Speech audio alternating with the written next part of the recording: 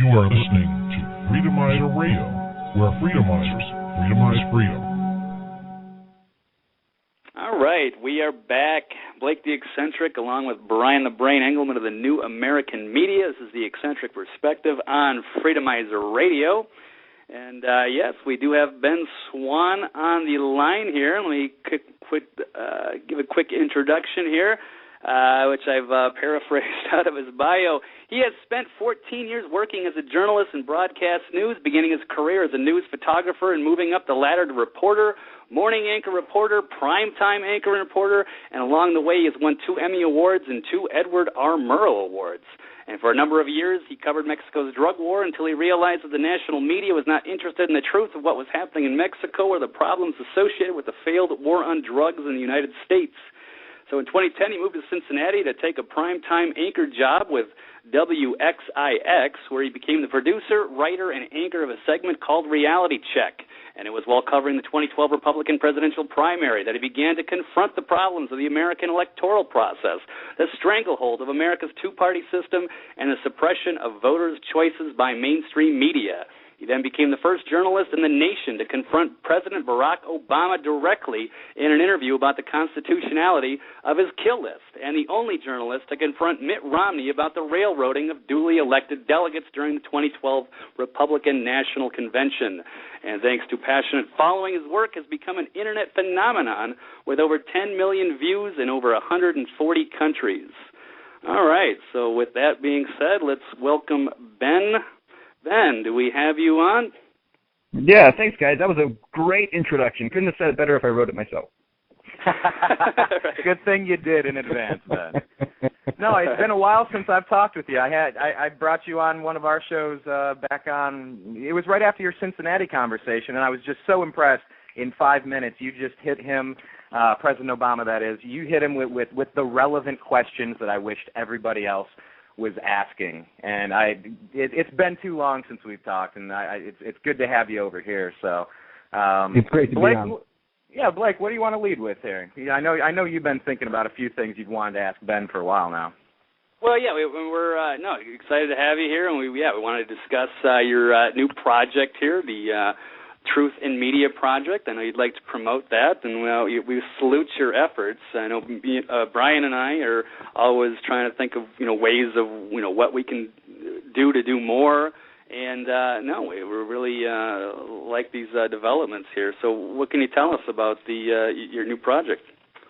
Yeah, the idea behind this project actually goes back to a lot of what kind of made Reality Check so popular with a lot of people, is that we were willing to talk about things that national media wouldn't talk about and that people weren't hearing on mainstream media. And so, a guy in Cincinnati, Ohio, working for a local affiliate suddenly has viewers in 140 countries around the world simply because he's willing to confront issues that other journalists are ignoring. And the truth is this: what we're doing with the Truth in Media project really is not a Ben Swann thing. It's not about Ben Swann. It is about getting journalism back to where it's supposed to be. And right now I just happen to be one of the guys who's working to do that. But I'm not the only one. I mean, you guys are doing it, and there's tons of people in alternative media who are working every day to restore it. What we want to do is become a bridge between mainstream and alternative media, not be the lone voice in it, we're certainly not, but to be a voice that helps to bring people who haven't heard any of the stuff. So, like, for instance, when I interviewed President Obama, I talked about a number of issues, but one of them was the NDAA and indefinite detention, realizing that many of the people who watch mainstream news and media have never even heard of the NDAA, have no idea what it is. When we talk about it, you and I talk about it, we know exactly what we're talking about. But to an extent, it's almost an inside baseball kind of a thing where there's a small segment of the population that's pretty informed on it, and the majority of the population really doesn't know anything. So how do we bridge people to bring them just a little bit closer to some of these really important, relevant stories than they were before? Absolutely, and our site's called the New American Media, and that's why I'm so happy to have you here, because this is the New American Media. The dinosaur mainstream media has failed us. We're tired of the propaganda, and it's Glenn Beck leaving Fox to start The Blaze. It's you leaving Fox. Well, I guess everyone has to leave Fox, so maybe I have to get there first. But it's leaving and starting your own empire, saying if I stay here, I might even gain success. I might be financially comfortable. I might be stable. I might get an audience. That's fine. But at the end of the day, you have people breathing down your neck. You have the producers. You're being edited. You're being censored. And I don't want to drag you into any of those conversations because I know what happens. But what I wanted to ask you, because I'm so happy to be coming up with this whole new cast of characters, the new American media doing it on their own, I wanted to just kind of pick your brain a little bit. What a few months later, after leaving Fox, can you reflect on your decision? You know, the struggles you went through, the choices you had to make, and now having it in your rearview mirror with a little bit. What kind of perspective can you give us on the process? Well, actually, that's a great question. You're the first person who's asked me that, by the way, since I've left. So it's a fairly new topic. But to be honest with you, as I look back on it, I thought that I would be maybe at times a little bit regretful or questioning it. You know, it's kind of one of those things where you hold your nose and you jump because nothing's guaranteed. And I will tell you that so far since I've been gone, I have seen that this process has been a great growth process for me. I'm getting connected to a lot of people who are really technology savvy and technologically savvy. A lot of folks who are really into alternative media, new platforms for media, and it's been exciting to start getting connected to a lot of these folks who I wasn't connected to before, and really envisioning what we can do moving forward. Because one of the struggles, you know, in that bio that you were reading, I mentioned that I've been doing this for 14 years in broadcast media, but for 14 years I've been in an industry that, quite frankly, is dying. You know, local broadcast TV is a dying media, and everyone knows it. The viewers know it, advertisers know it, certainly broadcasters know it. And it's shrinking, and probably 10 to 15 years from now, it may not even exist. You know, local news as we know it won't exist, for sure. It may not exist on any level. And so as we watch that happening, it's exciting to, for the first time in my career, really be on the front end of something instead of just trying to fix, kind of, as you said, this dinosaur media that's in this huge kind of apparatus that can't really be shifted, jumping into a much quicker, speedier craft that is developing all the time and changing all the time. So it's been exciting, and so far, absolutely no regrets in what I've done. So how does that play out? So you've 14 years. So at what point? Now I don't know exactly. Maybe you could just discuss like why you became a journalist, or what kind of the enthusiasm you might have had in the industry when you first broke in, and then where did that kind of end? When did it occur to you that this wasn't what you signed up for? This wasn't what you thought it was? Well, I think, in the beginning, just to start it off, I actually did not go to school to become a journalist, and I only got into it because I needed a job. So I actually became a news photographer. That's how I started out. I had 3 brothers who were news photographers, and so there was an opening, and I thought, well, I guess I'll go do it for a short time, but I wasn't interested in it as a career by any means. And I got into the business and really liked it. I liked shooting. I liked video editing. Non-linear editing, which is done through computers, was just beginning at the time, and I really liked that. So for me, it was just kind of a cool thing to be doing. It was enjoyable. And then I got married and started having kids, and I needed to make more money, so that's why I moved in front of the camera. But it wasn't a desire to be a journalist. And then as I, was in the business and over time saw that there was an opportunity here, and this was over the course of many years, an opportunity to really impact people's thinking. And to kind of wake people up to what was happening around them. And then certainly the last, I would say, 3 years has been the strongest for me in terms of really embracing that call in the profession, of having a significant voice and speaking truth to power, which is something that 14 years ago I never even would have imagined would have been on my radar. Well, Ben, they say that photography is a pretty violent profession. First they frame you, then they shoot you, and then they hang you on the wall. So, welcome over to the other side, finding the light. But that kind of reminds me, though, that you covered the drug violence down on the southern U.S., northern Mexico border a little bit, and I just want to pick your brain on it a little bit. What can you tell us to sum it all up? I mean, we don't need to do a master's thesis here, but what do the American people not know about what's happening down there? I didn't necessarily realize that you had spent so much time covering it. I wanted to quickly get your thoughts on that. Sure. Well, I actually am from there, so I was actually born and raised on the U.S.-Mexico border, and so being there as a citizen and growing up there, as well as being a journalist and covering it professionally, I think you have different insight into it. But I will say this. The biggest things that the American public did not realize and still doesn't realize about Mexico's drug war is, number one, the vast majority of that drug war is being perpetrated and created by governments. And that's not like some, conspiracy, New World Order is trying to create problems here. This is about money and greed and the Mexican government being in collusion with cartels. It's about the U.S. government being in collusion with cartels. It's about the attempt to create a super cartel in Mexico, and about tens of thousands of innocent people every year who are caught up in this rabid violence. And it's not just people being shot. It's people being hanged from overpasses. It's people having their faces literally cut off and sewn onto soccer balls as a form of intimidation to other groups. It's people at birthday parties who are just slaughtered in masses. The violence that we were seeing in northern Mexico was greater than what we were seeing in Iraq at the height of the Iraq War. That's how violent it was. And the U.S. media did not accurately cover it at all.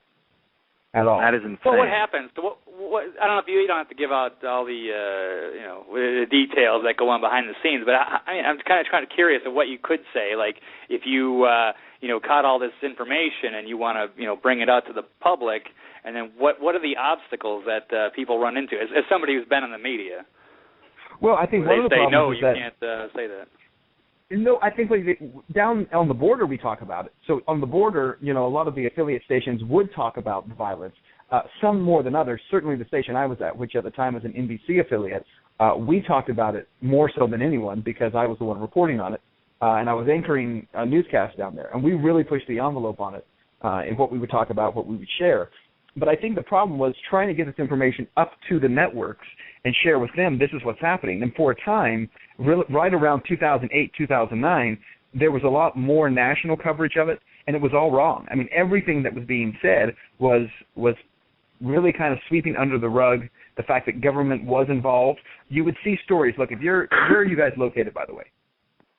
Blake is in Las Vegas, and FEMA Region 9, we can say, Ben. I'm Los Angeles, and Blake is in Vegas. Okay, there you go. So you guys are Southwest / West Coast guys, and where you're located, you're probably going to hear this narrative that Mexican military is moving into different cities, and they're combating drug cartels, and the Mexican government has a war on cartels. But what they're not telling you, even though we were telling them, is that clearly every single city where the Mexican military moved into to have a war with cartels, they were only fighting one side. So throughout the country of Mexico, it's all split up in, you said FEMA regions, it's all split into cartel regions down there. And it would be one cartel against another, and then when the military would move in, it would be one cartel and the military against another. And there was no question what was happening, but it was not accurately reported, no matter how much information we gave out, no matter how many producers from networks I talked to about it and reporters, nobody was interested in reporting what was actually happening. Well, Ben, let me ask you this then, because we're talking about accurate reporting, and I would like to do this. I'd like to go through a lightning round. By the way, we're talking with Ben Swann. You can check him out on Kickstarter. He's started the Liberty is Rising Truth in Media project. Go check it out. You guys can all donate if you want to get, better journalism, more honest journalism, more insightful, thoughtful, ballsy journalism. Go ahead and check it out on Kickstarter, Liberty is Rising Truth in Media project. Ben, this is really cool. Yeah, you get these Kickstarter things, and you're having little. They give away stuff. I mean, it's like a pledge thing, and then you get. You're kind of giving away T-shirts and bumper stickers and stuff like that if you pledge a certain amount. Yeah, it's actually pretty cool. I like this Kickstarter thing for what I've seen. So yeah. Interesting. Yeah, actually, you know what, Ben? Give us an elevator pitch. Convince somebody out there that hasn't clicked on your site to donate. Give them an elevator pitch. Tell them something cool that'll happen if they give you what? How does it work?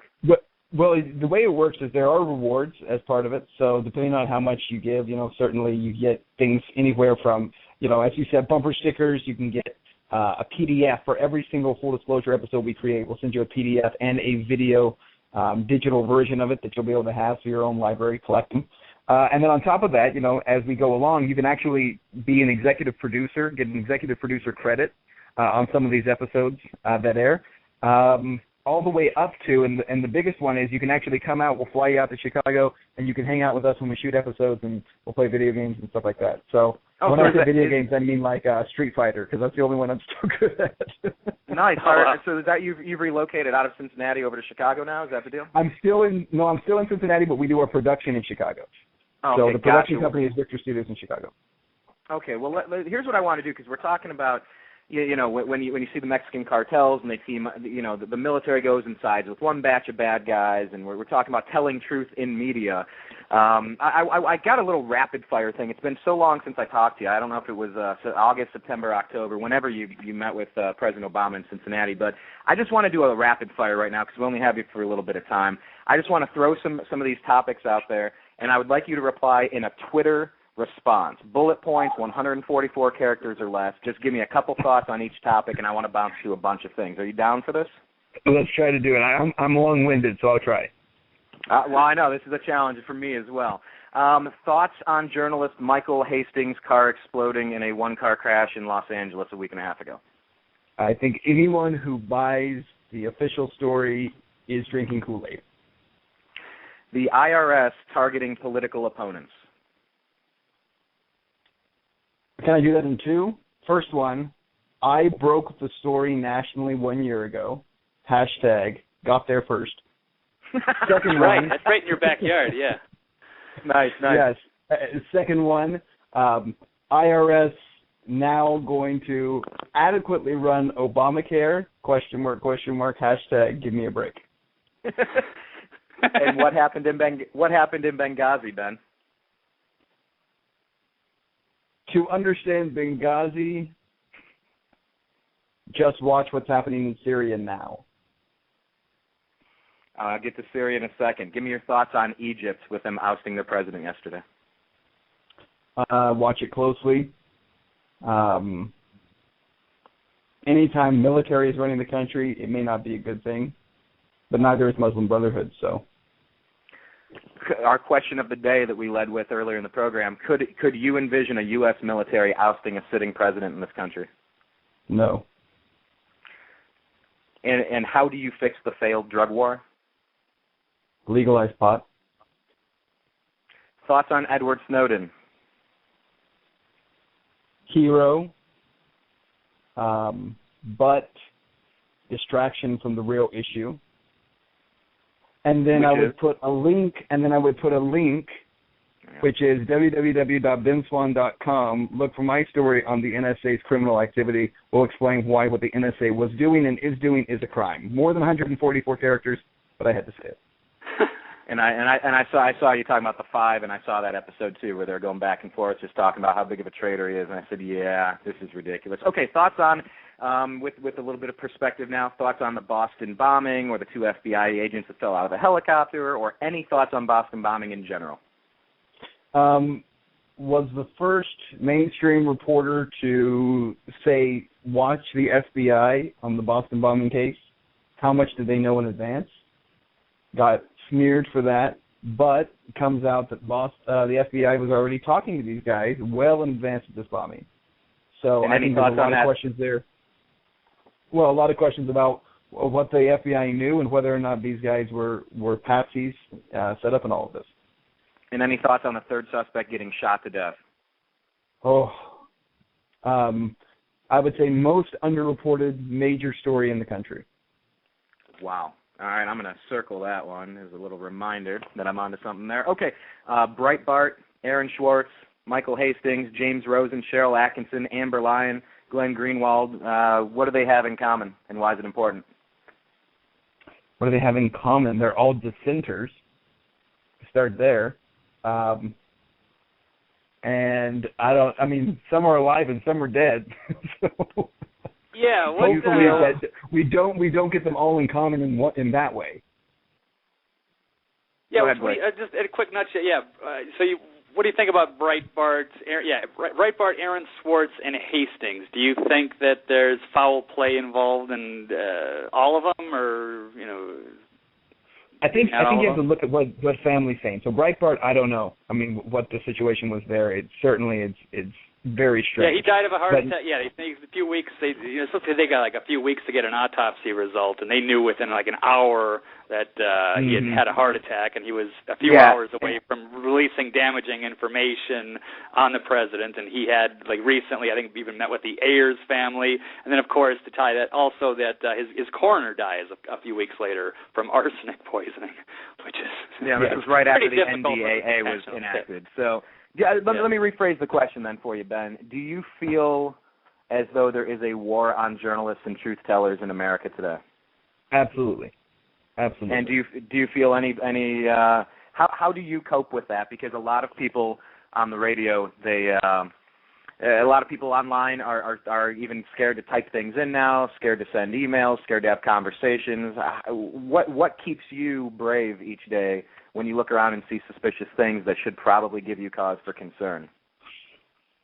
I would say that for me personally, look, all of our days are numbered. So I'm not going to be afraid to say what I have to say. And the fact is that at the end of the day, great change in society does not come from timid people. So I don't want to be one of the timid ones. And that's all I'll say since my wife is a so what do you think about the journalists that aren't talking about that? How do they allow Breitbart, Aaron Swartz, the Hastings? You said that they must be drinking the Kool-Aid to think that, but a lot of them aren't even talking about this. I mean, do they believe that? Not. Or Yeah, and that's what's especially concerning. So Rachel Maddow did a whole tribute to Michael Hastings on her show because they were very good friends, and I haven't heard her say a word about. Yeah, she did a whole thing the day that he died. I heard it that night. I was actually driving. I had XM in my car, and she did this whole tribute to him, but hasn't said anything about it. And so, it troubles me that people who are close to the family at least put the family out there, who the family saying there's something wrong here, and this is what we know, and this is what Michael was saying about the FBI watching him, prior to his death. At least put that information out there. You think it's too obvious? Doing that. Yeah, do you think it's almost like it's too obvious? They can't cover the story with integrity and ignore the obvious that it looks like a hit. But I think at some point you have to make a decision that you're going to stand up to this stuff because look, I think what happened with Hastings, obviously, you've got to get more information on that and see what's happening. And I'm actually working on some stuff in regards to it, trying to get in touch with the family. Because I want them to be able to tell their story. I want them to be able to share that story with the rest of the country. But even beyond that, I mean, look at Glenn Greenwald and the fact that he has been smeared the way that he has been since talking to Ed Snowden, where you have shows like on Piers Morgan Tonight, he has some guest on there saying how Glenn Greenwald hates America, and that's the reason that he interviews whistleblowers. The fact that you would even allow that. Yeah, right. Now, fortunately, he was on Piers Morgan's show, so nobody saw it except for me. But people at the airport. Yeah. Nice. Exactly, people at the airport. But it's one of those. The fact that he could sit there and let that happen. Wouldn't you? If you were on a show and you had someone come up and say that about one of these journalists, I'd kick him off the show. I'd be done with him. Why are you saying that a journalist who interviews a whistleblower hates America? That is his. Not just his job, but his duty. That's the duty of his role in society is to speak truth to power.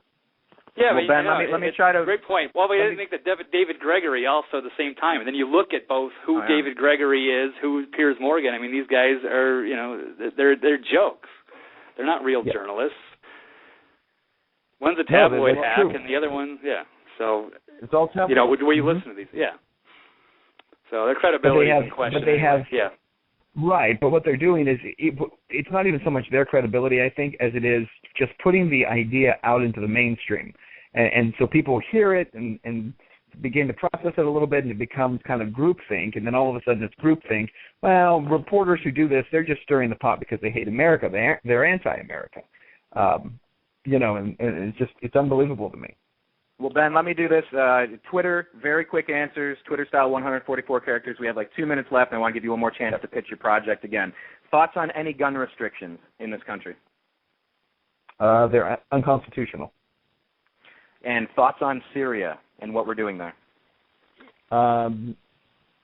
Funding Al-Qaeda in Syria. And I will put a link that says benswann.com the truth behind what's happening in Syria. We did a whole piece on that, and people can watch it, and we'll explain to you exactly what the U.S. is doing. Is the Federal Reserve a good thing or a bad thing for the United States? Worst thing in the last 100 years in the United States.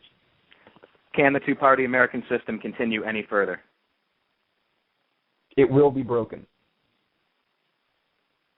It will be broken. Well, you're doing your part to break it, too. Tell us again a little bit more about Liberty is Rising, Truth in Media Project. We got a couple minutes left here. Yeah, you got over 238,000. Yeah, over 238,000. Sorry. No, I was just going to say, this is a project. Look, that is about. I've been hearing for 2.5 years from people saying how mainstream media is broken, and there's got to be someone out there speaking about these issues in a way that reaches people. Look, there is alternative media that's doing a great job of doing what it's doing, but we also realize that there are millions of Americans who are not exposed to alternative media because they don't see it as credible journalism for whatever reason. Right or wrong, that's just the way that it is. And so what we're trying to be is to bridge the gap there. The kind of content that we're creating and where we want to place it, we're hoping will reach people who right now have tuned out alternative media and who are exactly these issues that we're talking about are drinking Kool-Aid about things like Syria, seeing that as freedom fighters who were hoping to overthrow a dictator like Assad, and that way these Syrians can be free, when in fact it's Al-Qaeda attempting to take over the country and we're funding it. There is journalistic standard to everything that we do, and the idea is that we're going to create a platform that informs people, it engages people, and it activates people to make real change in this country. We think that it can happen. And on this July 4th, let me remind you guys of a group called the Sons of Liberty. You guys know that name, of course. Sons of Liberty were these guys who were pre-revolution, and much of the reason that we had an American Revolution. It started out as only 9 guys. But what's important, and they were called the Loyal 9, by the way. But what's important about them is it all came about because of the Stamp Act. The Stamp Act was an act made by the British Parliament in order to require taxes on everything that had paper associated with it, and that included newspapers and magazines. Most of the Sons of Liberty, most of those guys were connected to or owned their own newspapers. They were the original alternative media in America. And the Sons of Liberty were able to ignite the fires of the American Revolution by refusing to honor the Stamp Act and continuing to print information and get it to the public that changed the way that people viewed things. That is the actual birth of our American Revolution. It came through information, and it came through guys who were willing to put themselves out there, risk something in the name of freedom. And that's why today we are able to celebrate our Independence Day. And where do they go to get more information about your project, Ben? You can go to www.benswann.com, or you can check out on Kickstarter, type in Truth in Media Project. Hey, it's been great talking with you again, for sure. Guys, thanks so much. Hey, Ben, pleasure, man. Take care. Good luck with your new endeavor. And, we will definitely support it. We'd love to have you on again sometime. Thanks. I'd love to do it. Happy 4th, guys. All right, guys. Happy Independence Day to you. Good one. Good times. Hey, thank you to everybody in the chat room. Do us a favor. Check out this. It'll be archived. You can find it on iTunes. Search Eccentric Perspective and click subscribe to the podcast. Check out Blake's homepage, eccentricperspective.com. Follow Blake on Twitter at eccentric99. Check out our homepage over at thenewamericanmedia.com. Search The New American Media on Facebook and like our page. Help us kick over 100,000 video views at youtube.com/thenewamericanmedia, and follow us on Twitter at American_media_. Happy Independence Day to all of you. And Blake, thanks for letting me co-host with you again today. It's always a pleasure, buddy. Hey, yes, it always is. Good to have you again, Brian. Happy 4th, and thank you, everybody. We'll be back on Monday, and I think that's all I've got. So everybody have a great 4th of July and a wonderful weekend, and we'll see you next time. Take care.